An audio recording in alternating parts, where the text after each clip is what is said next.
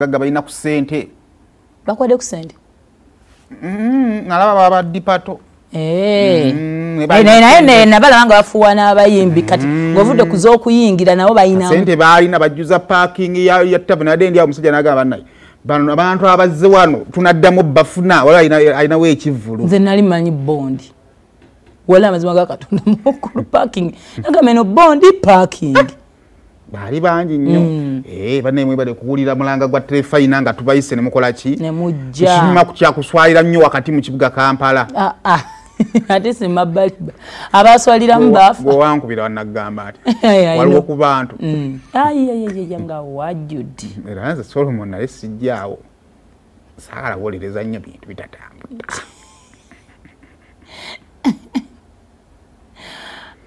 banna it was massive alinja kulwala bwerinnyo mwagala biwedde gwatabyagala genda otandike kuweyo omusajja atandika obutandisa omututandikire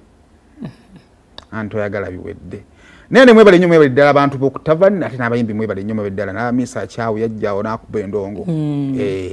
nali awo ne Mukunja n'akutumira wamulaba Mukunja wa Beera FM twali musajja omweru nnyo gwe twali nayo mweru nnyo mumyufu bw'ati lwaki kubanga mweru Mukunja wangu okuze n'obumyufu bwo gyokumukula gyokumumyuka musana gwe Kampala tegulina kye gukoze wali awo oli omukyala Queen Florence mbadde simulabangako ng'ayimba wadde omulaba wa no like my entire life simulabangako ku stage nanyumirwa nnyo performance ye yakunyumira anti because nali simulabangako nanyumirwa nnyo okay nze nasanga misa kyamaliriza nga Kabuye Ssemboga yaddako ngabayimba mwaji saamulaba nensuba okulaba kafiga tewamulaba alinga nokola omulimu gwa Ssemba Jogolo omukaaga amazina gajja kuba Kabuye Ssemboga ekigo wansi rumu I think it's slides za zirekera munafumuko bambi munafumuko nendoza alaika omanyola bano okubeera ewako olumu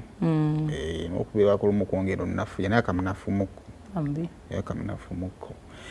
awo nga tuvudde sifunyiwadde n'akafaananyi kale awo nga tuvuddewo twalina Kaliisoliiso dina byaliyo bingi ekyasinze okunkwatako nga nze highlight yange Dian yayambadde olukiteteyi kya siriti n'atulaga ekisambi Dian takyasoboka kyetwaguddeko gwe okimanyi mwaye bonsai amasimu genfuna ogamanyi saimu wanyima ki afinga okyeyagaliza kati mpa Dian bulijjo tebamulaba sajja baagala mwana ya Dian wannaye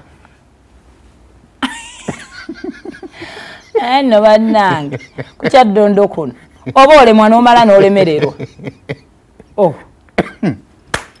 tuli wano kati tunoonyanga eyo tusaba Dian atuddemu atulaga ekisambi kyali ekyo